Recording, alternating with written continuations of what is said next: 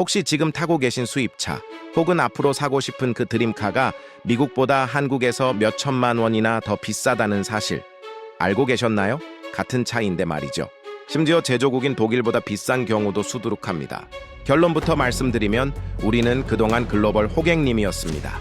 한국 시장은 전 세계 자동차 브랜드들에게 황금 알을 낳는 거위로 불리거든요. 왜 유독 한국인들에게만 이렇게 비싸게 파는 걸까요? 그리고 우리는 왜 비싸다고 욕하면서도 줄을 서서 사주는 걸까요? 오늘 이 영상을 끝까지 보시면 초등학생도 이해할 수 있도록 수입차 가격의 비밀을 완벽하게 파헤쳐 드립니다. 이 10분만 투자하시면 앞으로 차를 살 때 최소한 몇백만 원, 많게는 몇천만 원을 아끼는 눈을 가지게 되실 겁니다.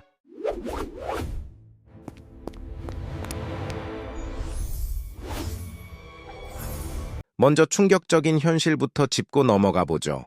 벤츠 E클래스나 BMW 5 시리즈, 한국에서 가장 많이 팔리는 모델들입니다. 이 차들의 미국 판매 가격과 한국 판매 가격을 비교해보면 정말 기가 막힙니다. 옵션 차이를 감안하더라도 한국 가격이 적게는 1,000만 원에서 많게는 3천만 원까지 더 비쌉니다. 그랜저 한 대 값이 그냥 허공으로 사라지는 셈이죠. 재미있는 건 한국이 전 세계에서 E클래스가 가장 많이 팔리는 나라 중 하나라는 겁니다. 중국 다음으로요. 인구수를 생각하면 압도적인 1위죠. 도대체 왜 이런 일이 벌어지는 걸까요? 단순히 관세 때문일까요? 아니면 운송비 때문일까요? 아닙니다. 진짜 이유는 훨씬 더 교묘하고 구조적인 곳에 숨어 있습니다. 가장 먼저 알아야 할 것은 바로 코리아 프리미엄이라는 가격 정책입니다. 경제학 용어 중에 배블런 효과라는 게 있습니다. 가격이 오르면 수요가 떨어져야 정상인데 오히려 가격이 비쌀수록 더 잘 팔리는 기현상을 말하죠. 한국의 수입차 시장이 딱 이렇습니다. 수입차 브랜드들은 한국 소비자의 심리를 아주 정확하게 꿰뚫고 있거든요. 한국에서 자동차는 단순한 이동수단이 아닙니다. 나의 사회적 지위와 성공을 보여주는 명함 같은 존재죠. 그래서 너무 싸면 오히려 급이 떨어진다고 생각해서 안 팔립니다. 실제로 한 브랜드 관계자가 사석에서 이런 말을 했다고 하죠. 한국에서는 가격을 낮추면 오히려 브랜드 가치가 떨어진다. 비싸게 책정하고 나중에 깎아주는 척해야 소비자들이 좋아한다. 라고요. 충격적이지 않습니까? 이게 바로 우리가 첫 번째로 속고 있는 고무줄 가격의 비밀입니다. 애초에 소비자 가격을 엄청나게 높게 잡아놓습니다. 그리고 딜러를 통해 이번 달만 특별히 1,000만 원 할인해 드립니다. 라고 속삭이죠. 소비자는 1,000만 원이나 싸게 샀다고 좋아하며 계약서에 도장을 찍습니다. 하지만 사실 그 할인된 가격이 원래 그들이 팔고 싶었던 정상 가격이거나 심지어 그보다 비싼 경우가 태반입니다. 조삼모사 원숭이가 된 기분이 들지 않으세요? 잠깐 여기서 더 중요한 구조적인 문제가 있습니다. 바로 유통구조입니다. 우리가 흔히 아는 벤츠 코리아, BMW 코리아 같은 곳은 차를 수입해 오는 임포터입니다. 그리고 실제로 우리에게 차를 파는 곳은 딜러사죠. 한성자동차, 효성, 도이치모터스 같은 곳들 말이에요. 이중 구조가 왜 문제냐고요? 임포터도 마진을 남겨야 하고 딜러사도 마진을 남겨야 하고 영업사원도 수당을 챙겨야 합니다. 단계가 늘어날수록 가격은 눈덩이처럼 불어나게 되어 있거든요. 게다가 임포터는 딜러사에게 물량을 강제로 떠넘기기도 합니다. 인기 모델 받고 싶으면 비인기 모델도 같이 가져가. 이런 식이죠. 딜러사는 그 손해를 메우기 위해 인기 모델의 가격을 방어하거나 소비자에게 불필요한 금융상품을 강요하게 됩니다. 결국 그 모든 비용은 고스란히 소비자의 몫이 되는 거고요. 다음으로 짚어볼 것은 옵션질입니다. 수입차 매장에 가서 저는 깡통 옵션으로 주세요 라고 해보신 적 있나요? 아마 대부분 그런 차는 없습니다 라거나 6개월 이상 기다리셔야 합니다 라는 답변을 들으셨을 겁니다. 미국이나 유럽은 소비자가 원하는 옵션을 하나하나 선택해서 주문하는 인디오더 방식이 일반적입니다. 내가 필요 없는 기능은 빼고 합리적인 가격에 차를 살 수 있죠. 하지만 한국은 다릅니다. 이른바 코리아 패키지라고 불리는 풀옵션 모델만 주로 수입합니다. 통풍 시트, 파노라마 선루프, 최첨단 주행 보조 장치 등 온갖 옵션을 다 때려박아서 가격을 올려놓고 이거 안 사면 차 못 받아요 라고 배짱 영업을 하는 겁니다. 물론 한국 소비자들이 옵션 풍부한 차를 좋아하는 건 사실입니다. 하지만 선택권 자체가 없다는 건 전혀 다른 문제죠. 쓰지도 않을 기능 때문에 수백만 원을 더 내야 하니까요. 마치 햄버거 하나만 먹고 싶은데 무조건 라지 세트에 치즈 스틱까지 추가해야만 주문할 수 있는 것과 같습니다. 여기서 더 깊이 들어가 보겠습니다. 정말 무서운 건 차값 자체가 아닙니다. 바로 금융의 덫입니다. 전 시장에 가면 딜러들이 현금 구매보다 리스나 할부를 권유하는 걸 많이 보셨을 겁니다. 현금으로 사시면 할인이 500만 원인데 자사 파이낸셜을 이용하시면 1000만 원까지 할인해 드려요. 라는 달콤한 제안을 하죠. 얼핏 보면 500만 원이나 더 이득인 것 같습니다. 하지만 세상에 공짜 점심은 없다는 말 아시죠? 계산기를 두드려 보면 이자가 할인 금액보다 훨씬 비싼 경우가 대부분입니다. 수입차 업체들은 대부분 자체 금융사, 즉 캐피탈 회사를 가지고 있습니다. 차를 팔아서 남기는 이익보다 돈을 빌려주고 받는 이자 수익이 더 짭짤할 때가 많거든요. 심지어 금리가 연 8%, 10%가 넘어가기도 합니다. 1000만 원 할인받자고 5년 동안 이자로 1500만 원을 내는 꼴이죠. 그런데도 당장 눈앞에 할인 금액이 커 보이니까 덜컥 계약을 합니다. 이게 바로 카푸어가 양산되는 첫 번째 관문입니다. 놀라운 사실은 또 있습니다. AS 비용입니다. 수입차는 보증기간 끝나면 돈 먹는 하마라는 말 들어보셨죠? 부품 가격이 국산차 대비 평균 2배에서 5배 비쌉니다. 공인비는 말할 것도 없고요.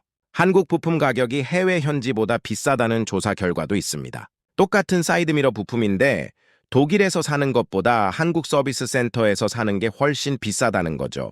왜 그럴까요? 독점 구조 때문입니다. 공식 서비스 센터가 아니면 부품을 구하기 어렵게 만들거나 전용 진단기가 없으면 수리를 못하게 막아놨었거든요. 최근에는 법이 바뀌어서 좀 나아졌다고는 하지만 여전히 폐쇄적인 건 마찬가지입니다. 차를 팔 때뿐만 아니라 타는 내내 소비자의 지갑을 털어가는 구조가 아주 탄탄하게 설계되어 있는 겁니다. 그렇다면 우리는 왜 이런 부당한 대우를 받으면서도 수입차에 열광할까요? 앞서 말씀드린 과시욕도 있지만 국산차 가격의 상승도 한몫했습니다. 야, 그랜저 풀옵션 살배는 조금 더 보태서 BMW 3 시리즈 사겠다. 이런 말이 자연스럽게 나오잖아요. 수입차 업체들은 이 심리를 아주 교묘하게 이용합니다. 국산차 가격이 오르는 틈을 타서 진입 장벽을 살짝 낮춰주는 척하며 엔트리 모델을 공격적으로 마케팅하죠. 하지만 막상 매장에 가면 엔트리 모델은 없고 상위 트림을 권하거나 비싼 금융 상품을 끼워 팝니다. 결국 조금만 더 하다가 예산을 훨씬 초과하게 되는 겁니다.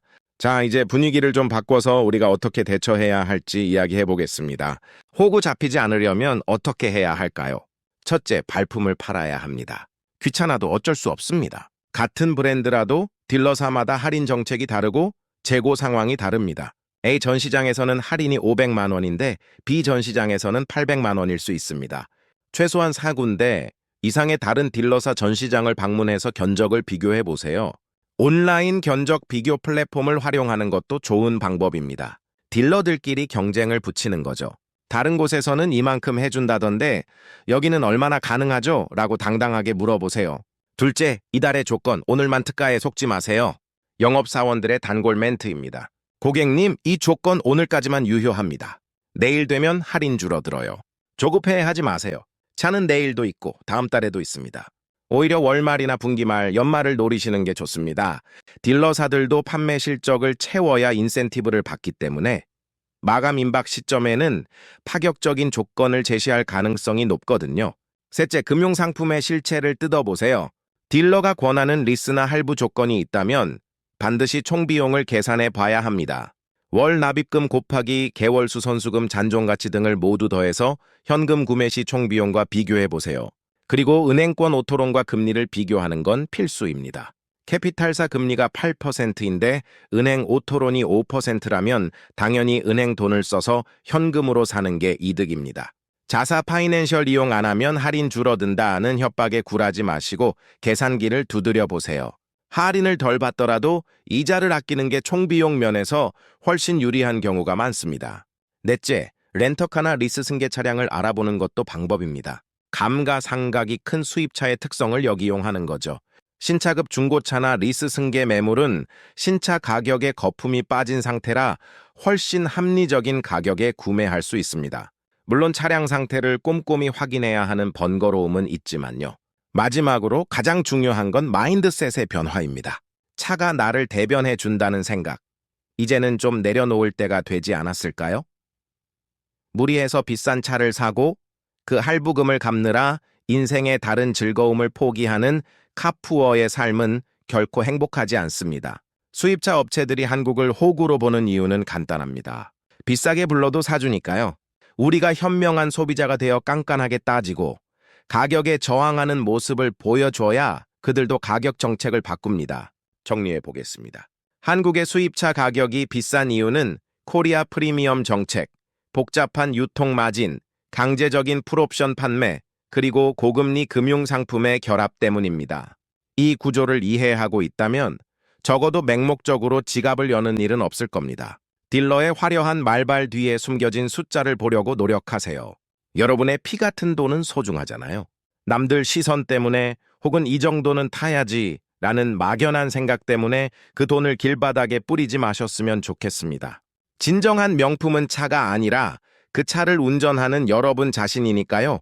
현명한 소비로 여러분의 가치를 더 높이시길 바랍니다. 오늘 영상이 도움이 되셨다면 주변에 차 산다고 고민하는 친구에게 꼭 공유해 주세요.